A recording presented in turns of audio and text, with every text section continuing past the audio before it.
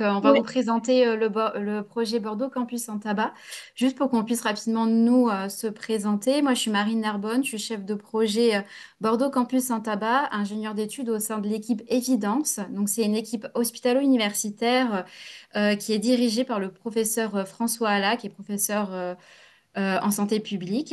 Et donc, on va vous présenter le projet qui concerne le campus Carrère avec ma collègue Louise, qui est donc interne en médecine de santé publique et également étudiante en master 2 promotion de la santé à l'ISPED et qui, du coup, réalise son stage d'études sur ce projet. Et donc, je laisse la main à Louise et puis j'interviendrai un petit peu plus tard. ça marche, merci beaucoup. Est-ce que tu peux juste te mettre en plein écran en haut à droite, tu as une petite... Ah, parfait, merci. Alors, Ah, du coup, super. Donc, ah je vais oui. commencer par quelques éléments de contexte. Donc, je pense que ça va être redondant pour une grande partie d'entre vous, mais le tabac reste toujours un problème de santé publique majeur en 2025, étant donné qu'il s'agit de la première cause de mortalité évitable en France et que les prévalences de tabagisme en France sont parfois largement supérieures aux prévalences qui peuvent exister dans d'autres pays. Sur les derniers chiffres de Santé publique France, on estimait qu'un adulte sur quatre fumait contre 14% au Royaume-Uni ou 11% au Canada. Donc on voit qu'il y a quand même des différences assez importantes en termes de prévalence. Le tabac est connu comme l'une des drogues les plus addictives, notamment via son principe actif qu'est la nicotine. Et un chiffre qui reste assez inquiétant au vu des prévalences de tabagisme, c'est le fait qu'un fumeur régulier sur deux meurt de son tabagisme dans les morts chaque année. Donc, pour tenter d'expliquer les différences de prévalence de tabagisme entre la France et d'autres pays, un des axes les plus intéressants est celui de la dénormalisation. En effet, le tabac, on constate que ça reste un élément culturel assez important. C'est lié à plusieurs éléments, notamment le fait qu'il a un faible pouvoir psychoactif, qu'il a été très longtemps présent dans la culture populaire, mais également que la société d'exploitation du tabac était propriété de l'État jusque dans les années 90. On comprend bien que les enjeux politiques ont pendant longtemps été plutôt tournés vers la consommation que vers la dénormalisation. Et il y a encore des lobbies qui sont puissants, même si ce n'est pas à la même échelle que le lobby de l'alcool. Et je vous ai remis à droite de l'écran la petite polémique qu'il y a eu à Paris il y a quelques mois sur cette grande affiche publicitaire qui ressemblait à un message de prévention, mais qui était en fait diffusé par un industriel du tabac et qui prônait un monde sans tabac ou sans fumée, et donc pour promouvoir d'autres produits dérivés du tabac. Pour lutter contre cette normalisation du produit tabagique, il y a différents leviers qui peuvent être employés, notamment les campagnes de communication qui sont principalement diffusées par Santé publique France, également les événements comme le mois sans tabac au mois de novembre ou la journée sans tabac fin mai, des outils qui sont développés principalement également par Santé publique France, et tout ce qui est aspect législatif avec différentes lois que je vais vous évoquer. Donc, sur cette frise chronologique, on observe que la lutte contre le tabagisme remonte à assez longtemps et qu'elle s'est construite par étapes successives avec une première loi dans les années 70 qui commençait à imposer des restrictions, notamment sur la diffusion des publicités, puis la célèbre loi Evin en 1991. Ce que j'ai trouvé assez surprenant aussi sur cette frise, c'est de constater que l'interdiction de vente aux moins de 16 ans aux mineurs ne date que du début des années 2000.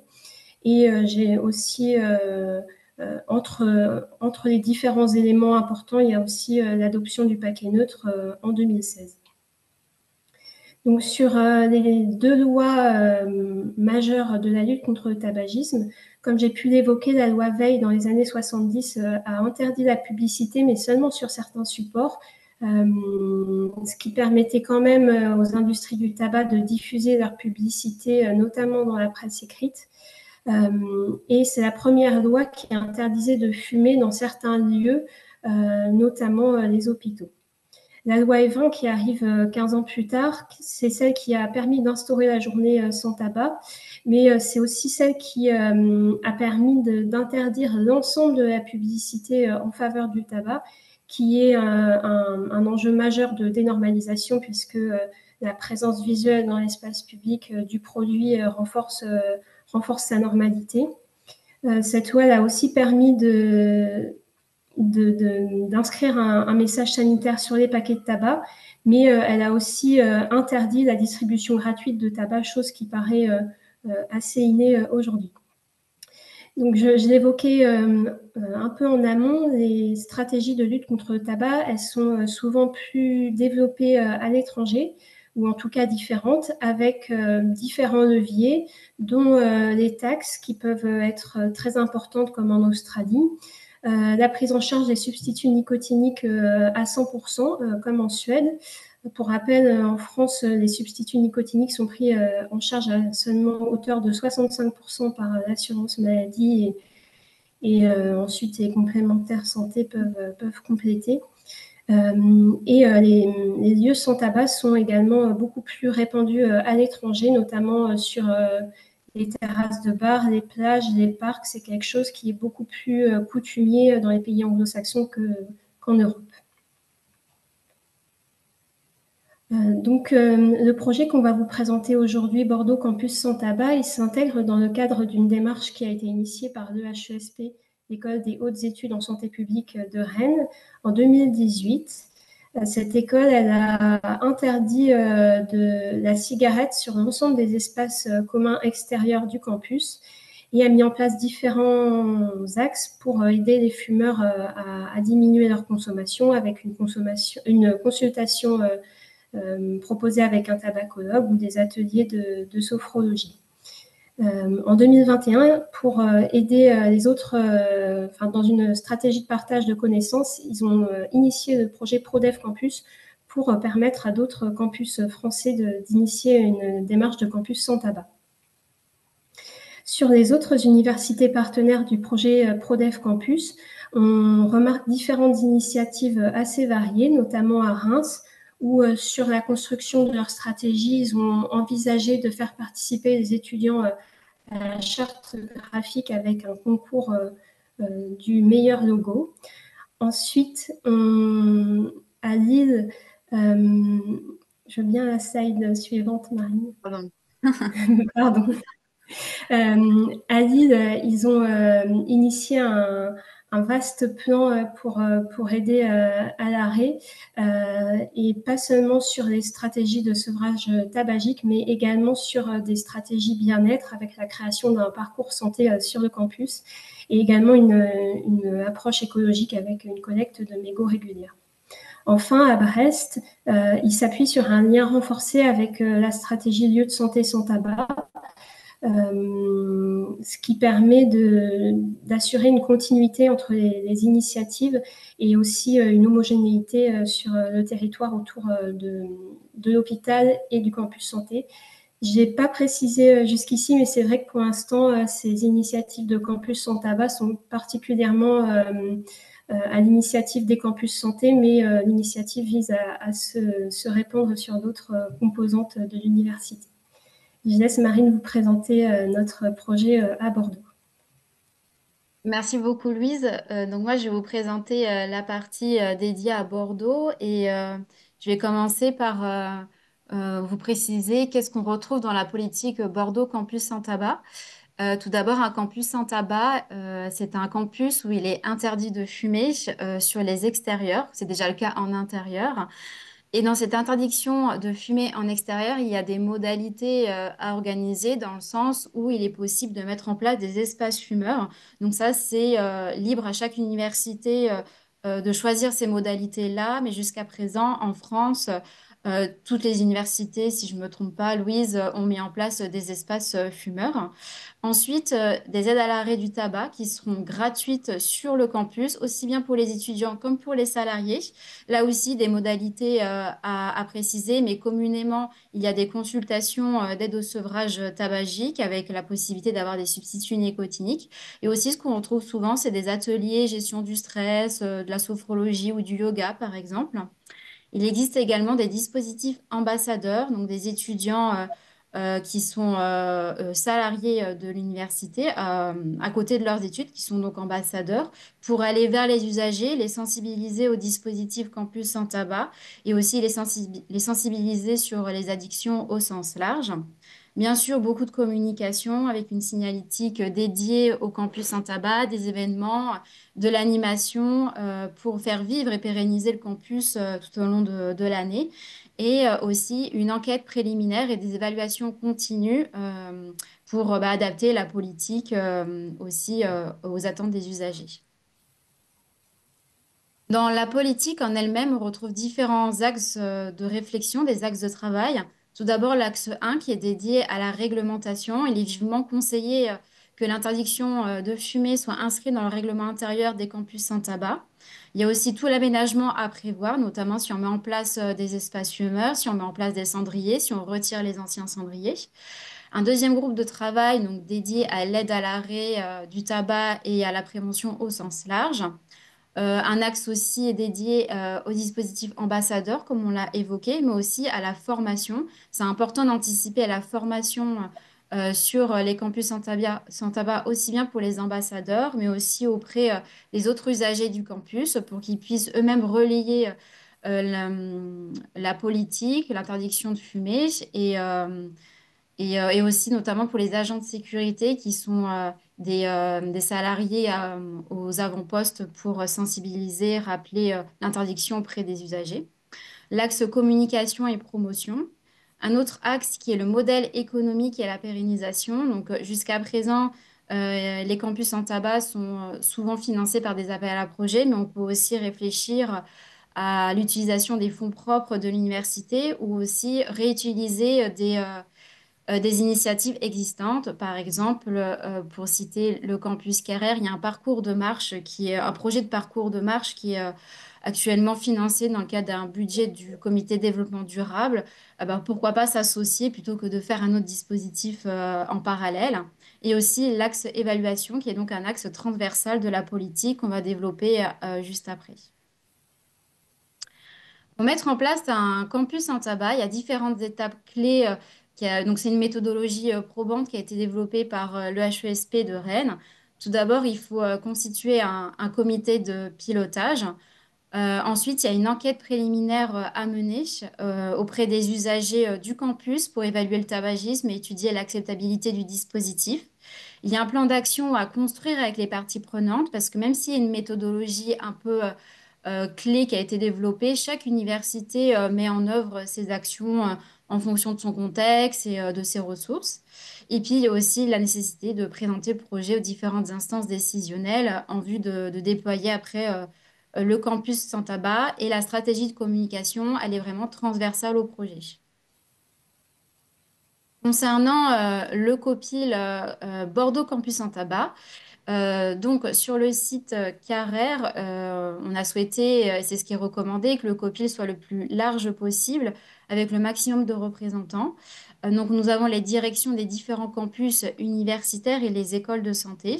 Donc, sur le site Carrère de l'Université de Bordeaux, c'est un très grand site qui fait à peu près 14 ou 15 hectares, ou 16 hectares même. Donc, il y a plein de structures aussi indépendantes sur le site. On retrouve l'INSERM, le CNRS, une école d'ingénieurs. Donc, il n'y a pas que le collège santé. C'est un très grand site. Et il y a aussi les écoles de santé de Bordeaux qui sont associées au projet en vue par la suite, en fait, de proposer, de transférer le projet sur leurs écoles. Donc, ils sont associés dès le départ dans la réflexion et dans l'enquête préliminaire. Les services administratifs et techniques du campus Carrère, donc le service juridique, santé au travail, les ressources humaines, les services travaux, etc.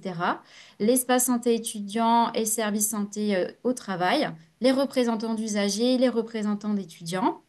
Donc les représentants des structures que j'ai citées qui sont présentes sur le site Carrère et un représentant du DISPAD. Donc tout ça, en fait, dans Scopie, l'idée, c'est de construire ensemble notre stratégie. Donc pour l'instant, il est essentiellement composé de professionnels et d'usagers internes à l'université. Et par la suite, l'idée, c'est que dès qu'on aura mieux construit notre stratégie, d'ouvrir Scopie à nos partenaires externes. Concernant l'enquête préliminaire, l'idée de cette enquête, qui est proposée donc à l'ensemble des usagers du site Carrère, mais aussi aux écoles de santé associées au projet, c'est de diffuser largement à tous les usagers un questionnaire pour évaluer le tabagisme, la prévalence du tabagisme et l'acceptabilité de la mesure. Donc, c'est un questionnaire qui est diffusé via le logiciel Lime Survey et qui est actuellement en cours. Aussi, il y a des entretiens semi-directifs qui sont proposés pour aller un peu plus loin que l'enquête par questionnaire où là, on a vraiment des données très quantitatives. Et il y a aussi une analyse de l'environnement. Donc ça, c'est des observations que nous avons terminées à la fin de l'année 2024.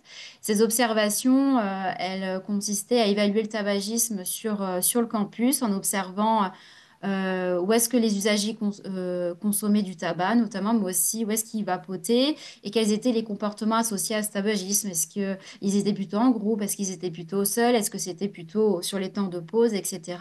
Et ça va notamment nous aider aussi pour nos prochaines actions de communication. Et on a aussi réalisé une collecte de mégots sur le site Carrère.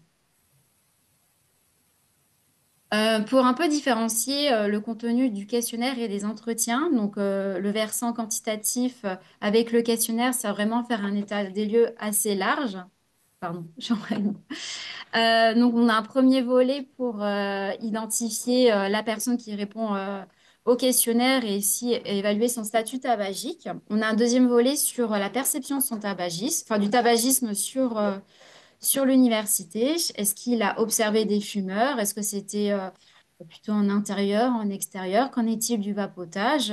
Est-ce que, euh, est-ce que ce tabagisme le gêne lorsqu'il est sur son lieu de travail ou d'études? Est-ce qu'il connaît des dispositifs d'aide à l'arrêt du tabac?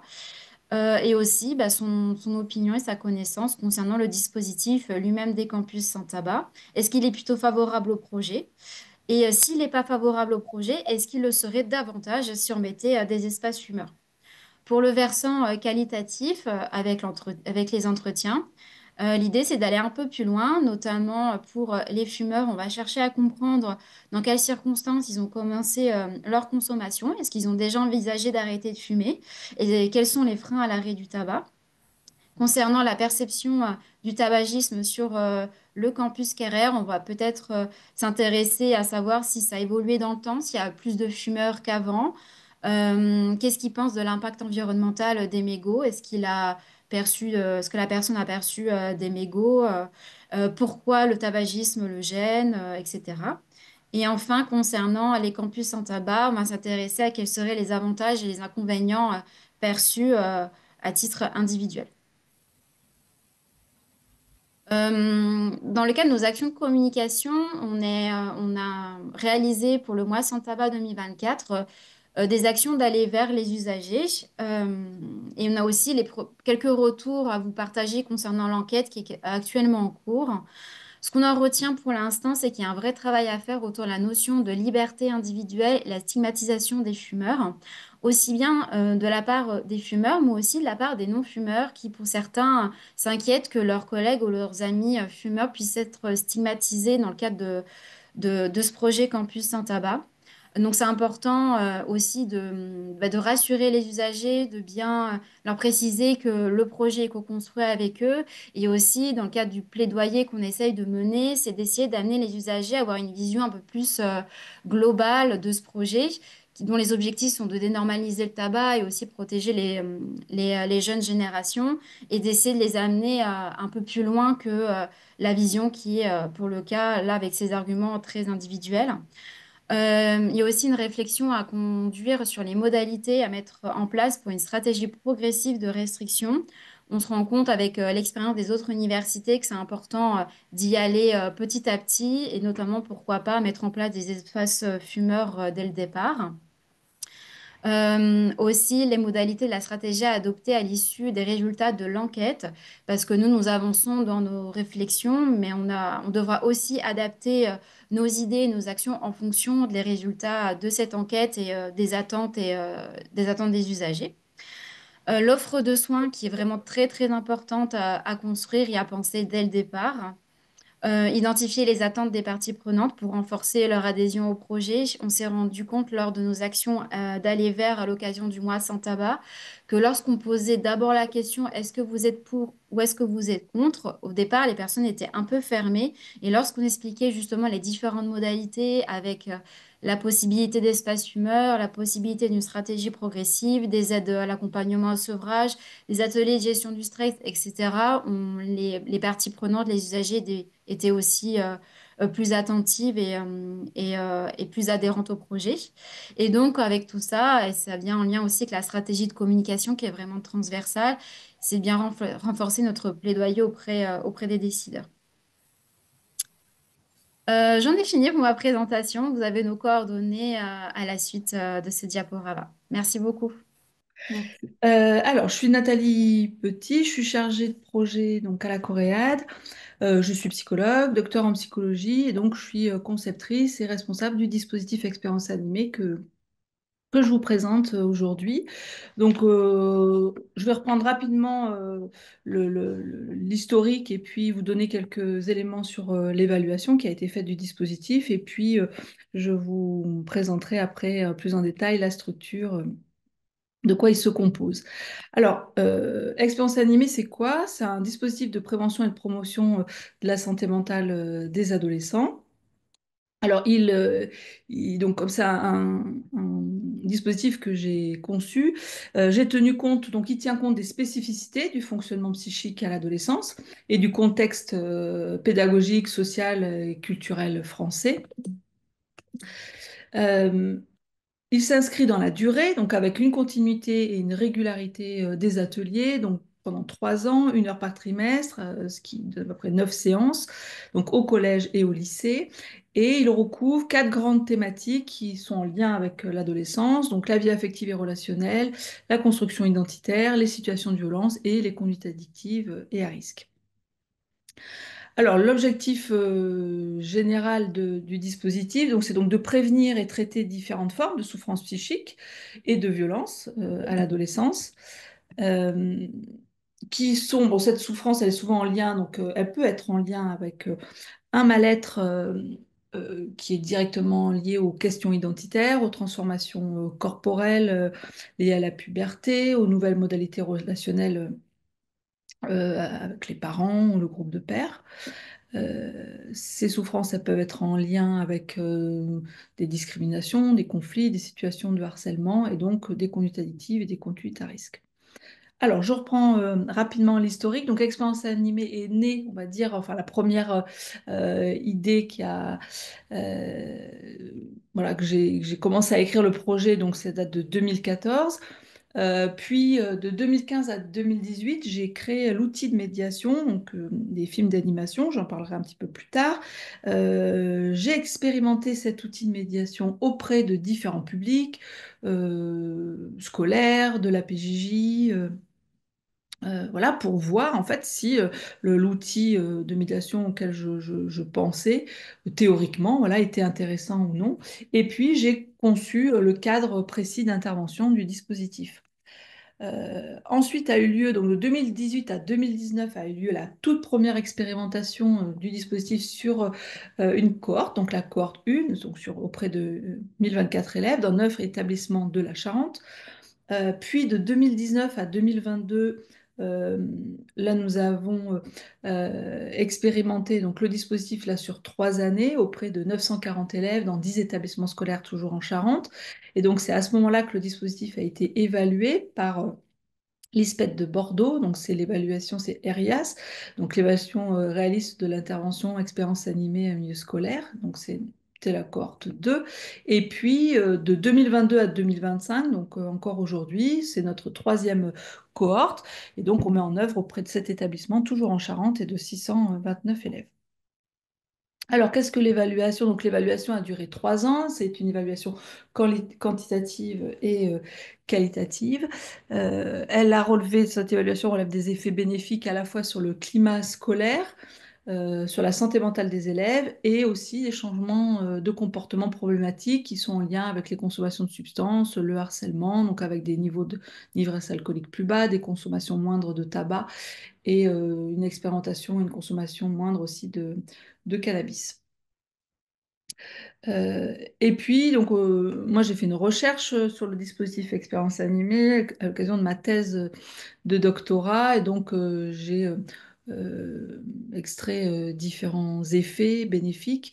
Et donc, les principaux effets donc, est le développement des processus de symbolisation, c'est-à-dire que grâce à ces ateliers, les adolescents traitent psychiquement leurs problématiques personnelles, des problématiques passées et actuelles, personnelles donc, mais aussi des problématiques actuelles de la vie du groupe classe. Et puis, donc, un des résultats de ma thèse est que donc, le processus créateur des étudiants, donc ceux qui réalisent les courts-métrages, fait écho au processus pubertaire. Et donc, ces films d'animation permettent aux adolescents de se saisir eux-mêmes, enfin, et de se construire, et donc de symboliser des expériences qui pourraient être problématiques pour eux. Donc le dispositif est déployé en Charente. L'équipe est composée, donc nous sommes trois. Donc Anaïs Béra, qui est intervenante sociale et chargée de mission, Aïma Gala, qui est psychologue chargée de mission aussi, et moi-même. Donc nous animons toutes les trois des ateliers, chaque fois en binôme. Alors comment se structure le dispositif? Le dispositif se compose donc d'ateliers de projection et d'échange avec les adolescents, toujours animé par 2 intervenants et toujours accompagné par un professionnel de la structure ou de l'établissement. Et donc il y a 3 séances par an durant 3 ans. Et il se compose également de séances de débriefing avec les adultes qui accompagnent les ateliers. Ils sont toujours animés par donc, les deux intervenants. Et ces séances de débriefing ont lieu 3 fois par an, voilà, pendant 1 heure. Ces séances, elles ont lieu entre chaque atelier avec les adolescents. Alors, je vous laisse découvrir le petit film de présentation pour que vous ayez un peu une image un peu plus précise voilà, de ce que c'est, et puis je reprends tout à l'heure. Alors, pour vous, c'est quoi expérience animée? Euh... attendez, il faut que je trouve mes mots là. Expérience animée, c'est des ateliers où on voit des films d'animation qui sont faits par des étudiants, spécialement pour nous. Ça se passe en 2 temps. D'abord la projection.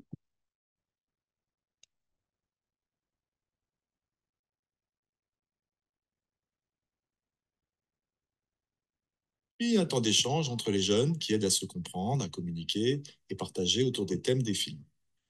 En vrai, on débat sur plein de sujets. Le stress, les relations, L'adolescence, La sexualité, le tabac, enfin l'addiction. C'est trop bien. Parce que comme on parle de nous, ben, il n'y a pas de mauvaise réponse. Et on peut vraiment dire ce qu'on veut. Et du coup, ça agit sur nous. bah moi je connais des gens qui sont grave renfermés sur eux-mêmes et en fait je crois que ça m'a un peu aidé à comprendre ce qui se passait dans leur tête. C'est marrant parce que même les profs, ils ont posé des questions. En vrai, je pensais que ce serait chiant, mais franchement, j'aime bien. On se rend compte qu'on n'est pas tout seul à avoir des problèmes et on se soutient. En fait, ça nous aide à comprendre le monde.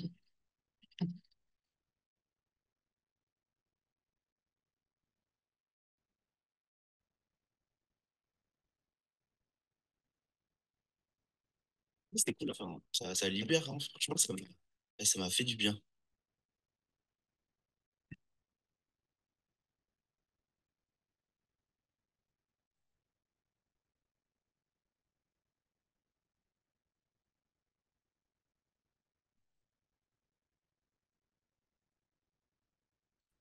Bon, j'espère que vous avez eu le son parce que j'étais pas sûre d'avoir On l'a eu.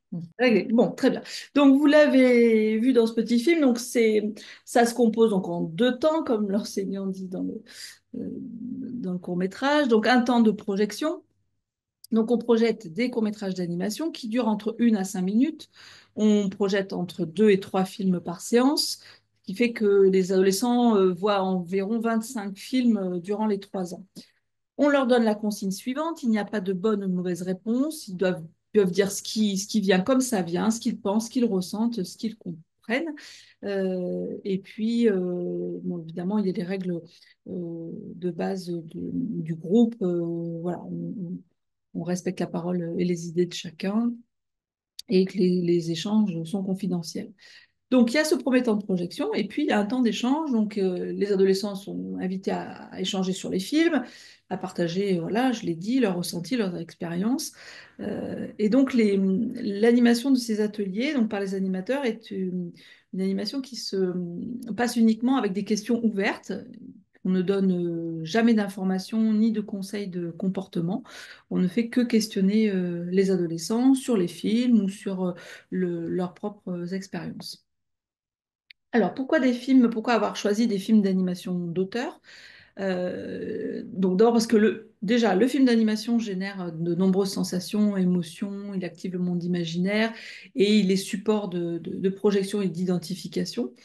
Il permet aux adolescents voilà, d'exprimer de manière indirecte, c'est ce qui est important, de manière détournée, voilà, ce qu'ils vivent, ce qui les affecte, les questions voilà, que ça peut leur susciter.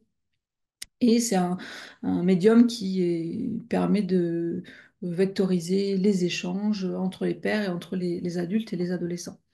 Alors pourquoi je vais quand même un petit peu plus développé sur les films d'auteur, c'est que donc, ce sont des films d'auteur, des étudiants, ils ont entre 20 et 22 ans. Quand ils créent les films, donc chaque année, avec un atelier avec moi, donc je les accompagne, ils reçoivent la consigne suivante, qu'est-ce que vous voudriez transmettre à des adolescents sur l'adolescence, les conduites addictives, la sexualité. Et en fait, ils font le film qu'ils veulent, donc très souvent, ce sont des témoignages de leur propre expérience, que ce soit d'expériences voilà, de près ou de loin qu'ils ont vécu ou que leur entourage a vécu. Et donc le fait que ce soit des films d'auteurs des auteurs qui ont entre 20 et 22 ans, ça a un écho direct.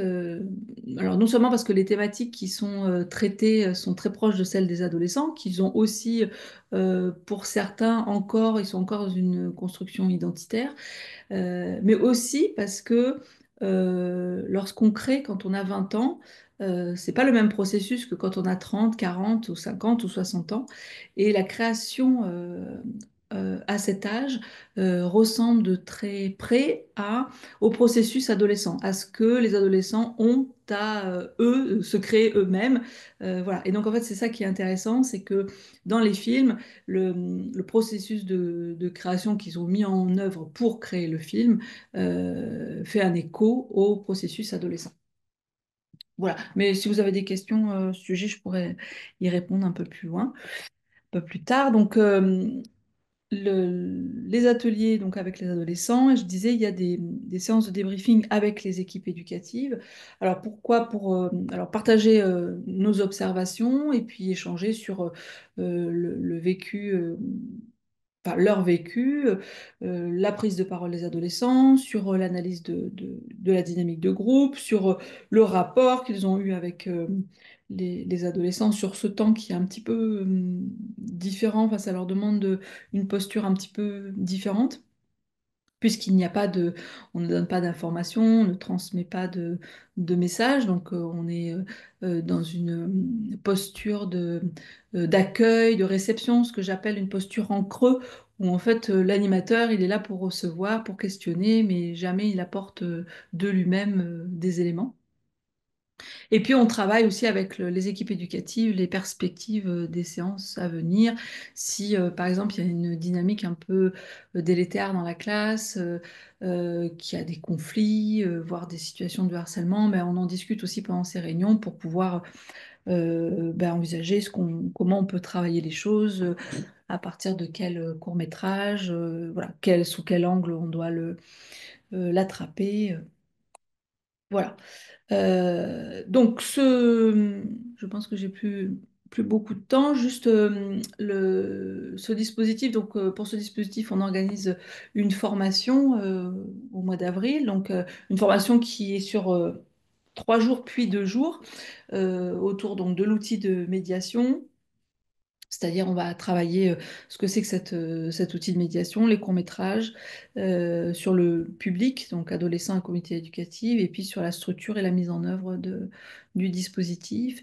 Et une deuxième partie de la formation aura lieu 6 mois plus tard, où on travaillera sur un retour des pratiques, aussi, à la fois autour de l'outil de médiation, de l'adolescence, de la communauté éducative et aussi des difficultés, freins que pourraient rencontrer les stagiaires de la formation dans la mise en œuvre. Voilà, j'ai terminé. Je pense que ça peut nous laisser le temps d'échanger si vous avez